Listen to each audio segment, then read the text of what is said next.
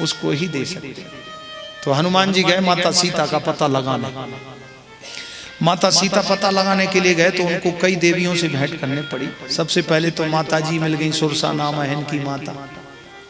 देखें ये हनुमान जी रघुनाथ जी का काम करने में समर्थ हैं कि नहीं है।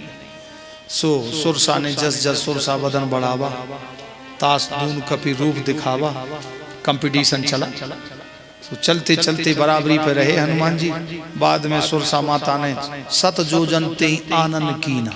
तो हनुमान जी ने तो अपनी बुद्धि से काम लिया। बोले अकल बड़ी क्या भैंस।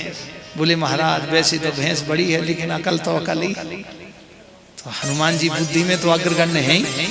सो हनुमंत लाल जी ने बुद्धि लगाई। सत जोजन ते आनंद कीना, अति लघु रूप पवन सुत लीना। और बदन पैठ पुनि बाहर आवा, और मांगा विदाता ही सिर में। माता जी ने आशीर्वाद दिया, जाओ बेटा तुम श्री रघुनाथ जी का कार्य करने में समर्थ हो जाओगे। आशीर्वाद, सबसे पहला आशीर्वाद तो रघुनाथ जी का मिला। फिर माता जी का सुरसा माता देवताओं की माता ने दिया। आगे चले तो एक रावण ने सुचालित अपनी मायाविनी शक्ति से एक राक्षसी को पैदा कर दिया। तो राक्षसी का ये भाव था कि जो ऊपर उड़ने वाले जीव जंतु हैं सबको परछाई पकड़ के और खा जाया करती थी। जैसे आजकल स्वचालित अस्त्र शस्त्र चल गए कि चारों तरफ मिसाइलें लगी, किसी दूसरा देश का मिसाइल छोड़ता है तो वो आकाश में ही तोड़ देते हैं, उसको काट कर देते हैं।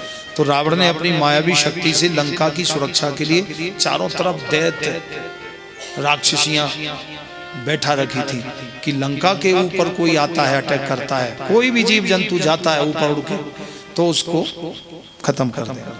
तो हनुमान जी जैसे गए तो वो एक राक्षसी थी जो परछाई पकड़ के खा जाया करती थी। तो वो राक्षसी ने हनुमान जी के साथ भी ऐसा ही किया। तो हनुमंत लाल जी ने देखा नीचे मुड़ के, तो अरे ये तो कोई उपद्रवी तत्व है। सो हनुमान जी नीचे खींचे चले आए, जानबूझ के देखें तो पास में जाके क्या है। तो एक आध किलोमीटर ऊपर होंगे। सो हनुमान जी अब नहीं खींचे, वहीं रुक गए।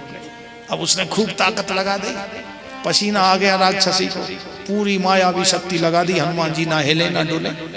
हनुमान जी थोड़े से ऊपर उठे, सो वो परछाई पकड़ के वो खुद उठती गई ऊपर। अब आधा किलोमीटर ऊपर उठाई हनुमान जी ने और एकदम से ढीला किया तो धड़ाम से नीचे गिर, लेकिन बेहोश हो गई। हनुमान जी ने देखा कि देखें इसके साथ थोड़ा खेल करें। बेहोश हो गई तो थोड़ी देर में होश आ गया। सो फिर परछाई पकड़ने लगी, सो खींचने लगी। तो हनुमान जी खींचे आए और जैसे खींचे चले आए सो हनुमान जी ने कहा देखें अब जरा इसको। ऊपर से ही हनुमान जी ने एक मुष्टका का घूंसा लगाया। सो राक्षसी फैल गई, खत्म हो गई। राक्षसी तो मर गई लेकिन उसकी परछाई रह गई। ये राक्षसी क्या है? ये मानव के समुद्र जैसे विशाल हृदय में जो ईर्ष्या रूपी राक्षसी बैठी है, जब तक ये नहीं मरेगी तब तक ये हृदय रूपी पात्र शुद्ध नहीं होगा। और जब हृदय शुद्ध नहीं होगा तो भगवान के स्थान कैसे बनेगा? सुतीक्ष्ण जी ने हृदय में भगवान को बिठाया था, क्योंकि हृदय में तो भगवान ही बैठते हैं। एक स्थान है, एक कुर्सी है, एक कुर्सी पे एक ही आदमी बैठता है। तो ये हृदय रूपी कुर्सी पे चाहे ईर्ष्या को बिठा लो चाहे भगवान को। तो जब तक ये समुद्र के मानव के समुद्र जैसे विशाल हृदय में जो ईर्ष्या रूपी राक्षसी है, जब तक ये नहीं हटेगी तब तक ये हृदय विशुद्ध नहीं होगा। इसलिए जब हृदय विशुद्ध हो जाता है तो जिस भक्त के हृदय में संकल्प होता है कि हमें भगवान की कथा सुनने जाना है, उसी क्षण भगवान उसके हृदय में आके कैद हो जाते हैं।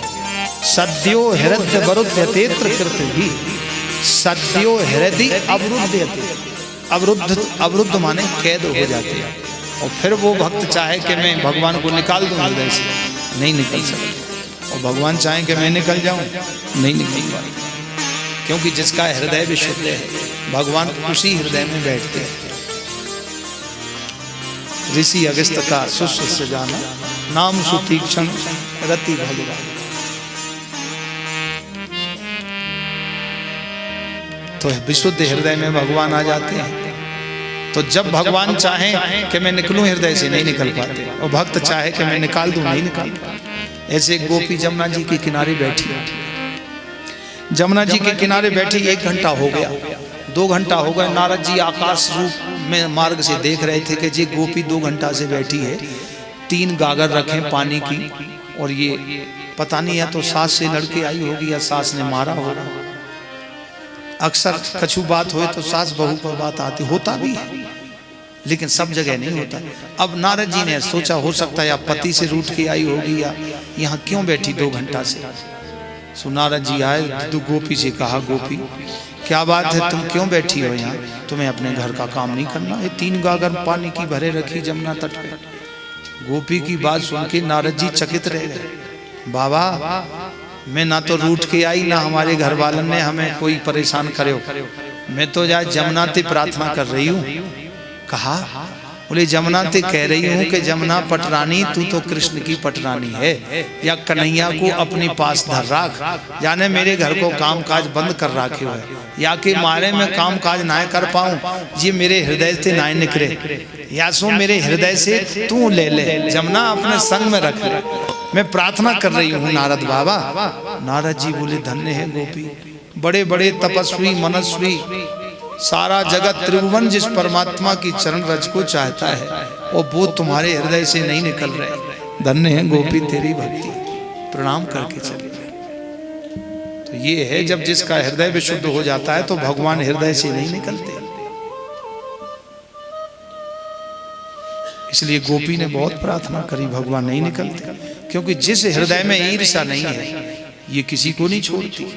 बड़े बड़े ज्ञानी ध्यानी, अरे बोले कल तो हमारे से उधार मांगता था, आज इतना बड़े पैसे वाला हो गया।